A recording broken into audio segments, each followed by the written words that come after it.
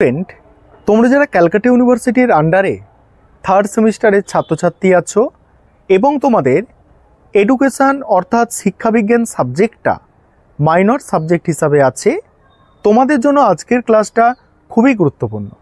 আজকের ক্লাসে তোমাদের 2 নম্বরের গুরুত্বপূর্ণ 25টি এসএকিউ প্রশ্ন উত্তর নিয়ে আলোচনা করব। তোমাদের থার্ড সেমিস্টারে মাইনর এডুকেশান সাবজেক্টের কোয়েশ্চেন প্যাটার্নটা একবার বলে দিচ্ছি, ভালো করে শোনো। তোমাদের 3 ধরনের প্রশ্ন পরীক্ষায় আসবে। 10 নম্বরের বড় প্রশ্ন, যেটা তোমাদের 3টে অ্যান্সার করতে হবে। 5 নম্বরের প্রশ্ন, যেটা 5টা অ্যান্সার করতে হবে। এবং এই যে আজকের ক্লাসে আমি 2 নম্বরের প্রশ্ন আলোচনা করছি, এই 2 নম্বরের প্রশ্ন পরীক্ষায় তোমাদের 10টা অ্যান্সার করতে হবে, অর্থাৎ 2 নম্বরের প্রশ্ন মোট 20 নম্বরের তোমাদের থাকছে। আজকে গুরুত্বপূর্ণ 25টা এসএকিউ প্রশ্ন উত্তর দেখে নাও। আরেকটা বিষয় তোমাদের এখানে বলবো, তোমাদের জন্য অনলাইন কোচিং ক্লাস চলছে। তোমরা যদি কেউ পেইড ব্যাচে অ্যাডমিশান নিতে ইচ্ছুক থাকো বা স্টাডি মেটেরিয়াল পারচেস করতে চাও, স্ক্রিনে যে নম্বরটা দেখতে পাচ্ছ এই নম্বরে যোগাযোগ করতে পারো। চলো আজকে গুরুত্বপূর্ণ এসএকিউ প্রশ্ন উত্তরগুলো দেখে নাও।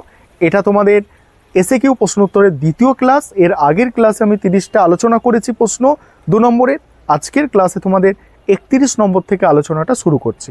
চলো প্রশ্ন উত্তরগুলো এবারে তোমরা প্রশ্নের উত্তরগুলো দেখে নাও। এটা তোমাদের দ্বিতীয় ক্লাস। আজকের ক্লাসে তোমাদের 31 নম্বর থেকে প্রশ্ন উত্তরগুলো আলোচনা করব, দেখে নাও। আগের ক্লাসে আমি 30টা প্রশ্ন উত্তর আলোচনা করেছি। আজকের ক্লাসের প্রথম প্রশ্ন, একজন আদর্শ শিক্ষকের গুণ বা বৈশিষ্ট্য লেখো। অ্যান্সারটা দেখো, আদর্শ শিক্ষক হতে হলে সবসময় জ্ঞান পিপাসু থাকতে হবে। 2 নম্বর হচ্ছে, একজন আদর্শ শিক্ষক তার ছাত্রছাত্রীদের সবসময় সত্যের পথে চালিত করে থাকেন। পরের প্রশ্ন, একজন আদর্শ শিক্ষকের দায়িত্ব ও কার্যাবলী লেখো। একজন আদর্শ শিক্ষকের দায়িত্ব কার্যাবলী দেখো, শিক্ষার্থীদের জ্ঞান অর্জনে উৎসাহ দেবেন। 2 হচ্ছে, শিক্ষক পাঠ্য বিষয়কে সহজ ও সুষ্ঠুভাবে বিদ্যার্থীদের নিকট তুলে ধরবেন। পরের প্রশ্ন আছে দেখো, পরের প্রশ্ন, কারিকুলাম বা পাঠ্যক্রম শব্দটির ব্যুৎপত্তিগত অর্থ কী? বাংলার পাঠ্যক্রম শব্দটি ইংরাজি প্রতিশব্দ হলো কারিকুলাম। এর ব্যুৎপত্তিগত উৎস হলো লাতিন শব্দ কুরিয়ার, যার অর্থ হলো দৌড়। সুতরাং কারিকুলাম শব্দটির ব্যুৎপত্তিগত অর্থ হলো বিশেষ লক্ষ্যে পৌঁছানোর জন্য দৌড়ের পথ। নেক্সট প্রশ্ন, পাঠ্যক্রম প্রণয়নের 2টি নীতি লেখো। পাঠ্যক্রম প্রণয়নের 2টি নীতি হলো, 1, পাঠ্যক্রম এমন বিষয়গুলিকে অন্তর্ভুক্ত করা হয় যার মাধ্যমে শিক্ষার লক্ষ্যে সহজে পৌঁছানো যায়। 2, পাঠ্যক্রমকে নমনীয় হতে হবে, প্রয়োজন মতো পাঠ্যক্রম যাতে পরিবর্তন আনা যায় সেদিকে লক্ষ্য রাখতে হবে। পরের প্রশ্ন আছে, পাঠ্যক্রমের প্রকারভেদগুলি লেখো। পাঠ্যক্রমের প্রকারভেদ লেখো। দেখো, পাঠ্যক্রমের প্রকারভেদ হচ্ছে গতানুগতিক পাঠ্যক্রম, কর্মকেন্দ্রিক পাঠ্যক্রম, অভিজ্ঞতা ভিত্তিক পাঠ্যক্রম, মৌলিক পাঠ্যক্রম আর জীবনকেন্দ্রিক পাঠ্যক্রম। পরের প্রশ্ন, সহ পাঠ্যক্রমিক কার্যাবলী কাকে বলে? যে সকল কার্যাবলী শিক্ষার্থীর বহুদিক বিকাশের সঙ্গে সঙ্গে তার সামগ্রিক বিকাশ এবং অপরাপর জীবন বিকাশের দিকগুলিতে সাহায্য করে তাদের বলা হয় সহ পাঠ্যক্রমিক কার্যাবলী। পরের প্রশ্ন, সহ পাঠ্যক্রমিক কার্যাবলীর প্রকারভেদ বা শ্রেণীবিভাগ লেখো। সহ পাঠ্যক্রমিক কার্যাবলীর প্রকারভেদ বা শ্রেণীবিভাগগুলি হলো, 1, শরীরচর্চামূলক কার্যাবলী, শিক্ষামূলক কার্যাবলী, সৃজনাত্মক কার্যাবলী, আত্মপ্রকাশমূলক কার্যাবলী, সামাজিক কার্যাবলী। পরের প্রশ্ন আছে, সহ পাঠ্যক্রমিক কার্যাবলীর গুরুত্ব বা উপযোগিতা লেখো। সহ পাঠ্যক্রমিক কার্যাবলীর গুরুত্ব বা উপযোগিতা হলো, 1, গণতান্ত্রিক চেতনার বিকাশ ঘটায়। 2, শিক্ষার্থীদের মধ্যে আত্মবিশ্বাস গড়ে তোলে। 3, শিক্ষার্থীর দৈহিক সামর্থ্য বৃদ্ধি করে। পরের প্রশ্ন আছে, 2টি সৃজনাত্মক পাঠ্যক্রমিক কাজের নাম লেখো। 1 হচ্ছে নান্দনিক সৃজনাত্মক কাজ, নাচ, গান, মৃৎশিল্প।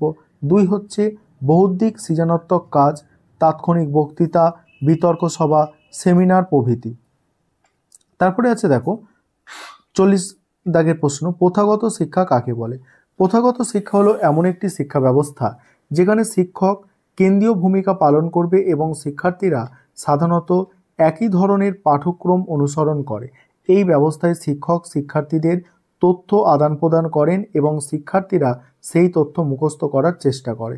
পরের প্রশ্ন হচ্ছে প্রথাগত শিক্ষার দুটি বৈশিষ্ট্য লেখো। 1 নম্বর বৈশিষ্ট্য, প্রথাগত শিক্ষা ব্যবস্থায় একটি নির্দিষ্ট পাঠ্যক্রম থাকে। প্রথাগত শিক্ষায় পেশাদার শিক্ষকের উপস্থিতি অনিবার্য। তারপরে কি বলা হচ্ছে দেখো পরের প্রশ্ন, প্রথাগত বা নিয়ন্ত্রিত শিক্ষা প্রতিষ্ঠানের নাম লেখো। প্রথাগত বা নিয়ন্ত্রিত শিক্ষা প্রতিষ্ঠান হচ্ছে বিদ্যালয়। নেক্সট আছে দেখো, অপ্রথাগত বা অনিয়ন্ত্রিত শিক্ষা সংজ্ঞা দাও। অনিয়ন্ত্রিত শিক্ষা বা অপ্রথাগত শিক্ষা হলো এমন এক ধরনের শিক্ষা যা স্কুল, কলেজ, বিশ্ববিদ্যালয়ের মতো প্রাতিষ্ঠানিক শিক্ষার বাইরে ঘটে, আর এটি কোনো নির্দিষ্ট পাঠ্যক্রম বা সময়সূচির দ্বারা বাধ্যতামূলক নয়। নেক্সট আছে দেখো, প্রথাগত শিক্ষার ত্রুটি বা সীমাবদ্ধতা লেখো। প্রথাগত শিক্ষার ত্রুটি বা সীমাবদ্ধতা হলো 1, প্রথাগত শিক্ষা ব্যবস্থায় শিক্ষক ও শিক্ষার্থী স্বাধীনতার সুযোগ কম। 2 হচ্ছে প্রথাগত শিক্ষা শিক্ষার্থীদের মধ্যে পরীক্ষার ভীতি তৈরি করে। পরের প্রশ্ন আছে দেখো, অপ্রথাগত বা অনিয়ন্ত্রিত শিক্ষার দুটি বৈশিষ্ট্য। 1 হচ্ছে অপ্রথাগত শিক্ষা ব্যবস্থা সর্বপ্রকার নিয়মমুক্ত। 2 হচ্ছে অপ্রথাগত শিক্ষা ব্যবস্থা কোনো পূর্ব পরিকল্পনা ও পাঠ্যক্রম নেই। পরের প্রশ্ন, অপ্রথাগত শিক্ষার দুটি ত্রুটি বা সীমাবদ্ধতা লেখো। 1 হচ্ছে কোনো নির্দিষ্ট শিক্ষক না থাকায় শিক্ষার্থী ঠিকভাবে চালিত হয় না। 2 হচ্ছে শিক্ষার্থীর অর্জিত শিক্ষা মূল্যায়ন করা যায় না বলে যথাযথ সংশোধনী ব্যবস্থা নেওয়া যায় না। নেক্সট প্রশ্ন, অপ্রথাগত শিক্ষা প্রতিষ্ঠানের নাম লেখো। অপ্রথাগত শিক্ষা প্রতিষ্ঠান হচ্ছে পরিবার, গণমাধ্যম, রাষ্ট্র প্রভৃতি। নেক্সট, প্রথামুক্ত বা প্রথা বহির্ভূত শিক্ষা প্রতিষ্ঠানের নাম। প্রথামুক্ত বা প্রথা বহির্ভূত শিক্ষা প্রতিষ্ঠানের নাম হচ্ছে সন্ধ্যা বিদ্যালয়, বয়স্ক শিক্ষা কেন্দ্র, নারী কল্যাণ সমিতি প্রভৃতি। নেক্সট প্রশ্ন, প্রথামুক্ত বা প্রথা বহির্ভূত শিক্ষা কাকে বলে? প্রথামুক্ত শিক্ষা হলো প্রথাগত শিক্ষা প্রক্রিয়ার বাইরে সংগঠিত কোনো শিক্ষা, শিখন বা প্রশিক্ষণ যার ফলে শিক্ষার্থীর শিখন সক্ষমতা বৃদ্ধি পায়, জীবনব্যাপী শিখন সংগঠিত হয় এবং সর্বাঙ্গীন বিকাশ সম্পন্ন হয়। পরে প্রশ্ন আছে, প্রথামুক্ত বা প্রথা বহির্ভূত শিক্ষার দুটি বৈশিষ্ট্য লেখো। 1 নম্বর হচ্ছে প্রথামুক্ত শিক্ষা বিদ্যালয়ের হবে, বিদ্যালয়ের 4 দেয়ালের মধ্যে সীমাবদ্ধ নয়। আর 2 নম্বর, প্রথামুক্ত শিক্ষার প্রবেশ নির্দিষ্ট কোনো বয়স নেই। তারপরে 51 দাগের প্রশ্ন, প্রথামুক্ত শিক্ষার দুটি সীমাবদ্ধতা। 1 হচ্ছে প্রথামুক্ত শিক্ষা ব্যবস্থা শিক্ষার্থীর জীবনের সার্বিক চাহিদা পূরণ করতে পারে না। 2 হচ্ছে প্রথামুক্ত শিক্ষায় শিক্ষকতার জন্য উপযুক্ত যোগ্য ব্যক্তির অভাব রয়েছে। পরের প্রশ্ন, মুক্ত শিক্ষার সংজ্ঞা দাও। প্রথামুক্ত শিক্ষা হলো এমন এক ধরনের শিক্ষা যেখানে নির্দিষ্ট পাঠ্যক্রম, সময়সূচি বা শিক্ষকের উপস্থিতির কোনো বাধ্যবাধকতা থাকে না। এটি এক ধরনের আনুষ্ঠানিক শিক্ষা যেখানে শিক্ষার্থীরা তাদের নিজস্ব গতিতে, নিজস্ব আগ্রহ অনুযায়ী এবং নিজস্ব উপায়ে জ্ঞান অর্জন করে। পরের প্রশ্ন, মুক্ত শিক্ষার দুটি উদ্দেশ্য। মুক্ত শিক্ষার 1 নম্বর উদ্দেশ্য হচ্ছে সমাজের পশ্চাৎপদ ব্যক্তিদের কাছে শিক্ষার আলো পৌঁছে দেওয়া।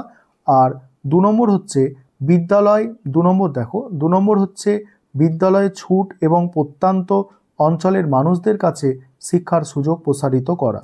পরের প্রশ্ন, মুক্ত শিক্ষার দুটি বৈশিষ্ট্য। মুক্ত শিক্ষার বৈশিষ্ট্য 1, মুক্ত শিক্ষায় অংশগ্রহণের সময় শিক্ষার্থীর নির্দিষ্ট কোনো যোগ্যতার প্রয়োজন হয় না।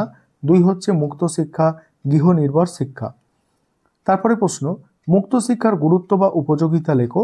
মুক্ত শিক্ষার গুরুত্ব বা উপযোগিতা হলো যেসব মহিলা বা পুরুষ কাজে ব্যস্ত তাদের মুক্ত শিক্ষা উপযোগী। 2 হচ্ছে যেসব অঞ্চলে জনসংখ্যা বেশি সেখানে মুক্ত শিক্ষা উপযোগী। পরের প্রশ্ন, আজকের ক্লাসের শেষ প্রশ্ন, ভারতে একটি মুক্ত বিশ্ববিদ্যালয়ের নাম নেতাজি সুভাষ মুক্ত বিশ্ববিদ্যালয়। এই ছিল তোমাদের আজকে গুরুত্বপূর্ণ 25টি এসএকিউ প্রশ্ন উত্তর।